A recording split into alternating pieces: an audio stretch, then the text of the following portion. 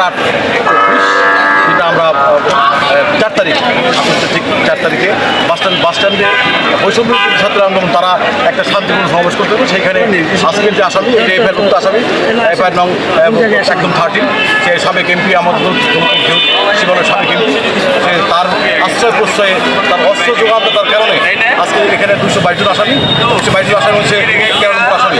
সেই আসামি আজকে সে গ্রেপ্তার হয়েছে এবং আদালতে রাষ্ট্রপক্ষ থেকে তাকে 10 দিনের রিমান্ড দেওয়া হয়েছে, কিন্তু কোর্ট তাকে 4 দিনের রিমান্ড মঞ্জুর করেছিল এবং 7 কার্যদিবসের মধ্যেই এই কার্যক্রম শেষ করে বিজ্ঞ আদালতে প্রেরণের নির্দেশ দিয়েছে। সেখানে আজকে আসামি, বিশেষ করে আজকে 4 তারিখে যে শান্তিপূর্ণ ছাত্রদের মধ্যে আন্দোলন গুলি করেছে, এই গুলির সমস্ত অস্ত্র যোগানদাতা ছিল আজকের আসামি নাইমুর রহমান দুর্জয়। শুধু তাই না, ওনার অতীতে অনেক কিছু আছে, বিশেষ করে দৌলতপুর ঘিউশিবালার যে বালুমহলে তার অনেক বড় কেলেঙ্কারি। নট অনলি দ্যাট, বিশেষ করে শিক্ষা প্রতিষ্ঠানে আজকে যে শিক্ষা প্রতিষ্ঠান, সেটা অনেক অযোগ্য লোক 10-15 লাখ 20 লাখ টাকা নিয়ে অযোগ্য লোক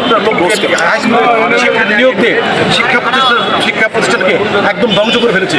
সেখানে শিক্ষার কোনো আরও মানে সুযোগ আর নেই, ভালো টিচার নেই সেখানে।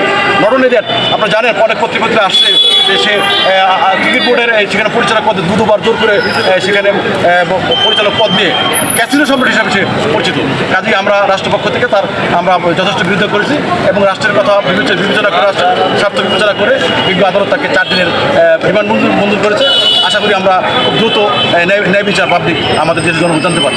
দেখেছি আমরা কাজেই আমরা রাষ্ট্রপক্ষ থেকে যথেষ্ট আমরা চেষ্টা করেছি এবং বিজ্ঞ কোর্ট অপরাধের বিষয়ে বিচার বিবেচনা করে তাকে 4 দিনের রিমান্ড। আপনারা কোন বিষয়টাকে আদালতকে মানে অবহিত করছে? আমরা বিষয়টা করেছি নিরীহ ছাত্র বৈষম্য বিরুদ্ধে আন্দোলনের ছাত্রদের যে বাসস্ট্যান্ডে যে সমবেত হওয়া শান্তিপূর্ণ সমাবেশ, সেইখানে গুলি করা, আগ্নেয়াস্ত্র গুলি করা এবং শটগান দিয়ে, রিভলভার দিয়ে, পিস্তল দিয়ে গুলি করাটা এবং এই গুলির এই অস্ত্রের যে যোগানদাতা আজকের আসামি 13 নম্বরের এমপি। এবং নট অনলি দ্যাট, এই 4 তারিখের আগে 3 তারিখে রাতে ডিসি সাহেবের বাসায় একটা মিটিং হয়েছে, সেখানে কে কীভাবে আঘাত করবে, কে অস্ত্র দেবে, কে কোথা থেকে হামলা করবে, এই ডিসিশনের সে মাত্র 4 জন লোক, তার মধ্যে যে মূল পরিকল্পনা ছিল সে এবং অস্ত্র যোগানদাতা আজকের এই আসামের মধ্যে ছিল।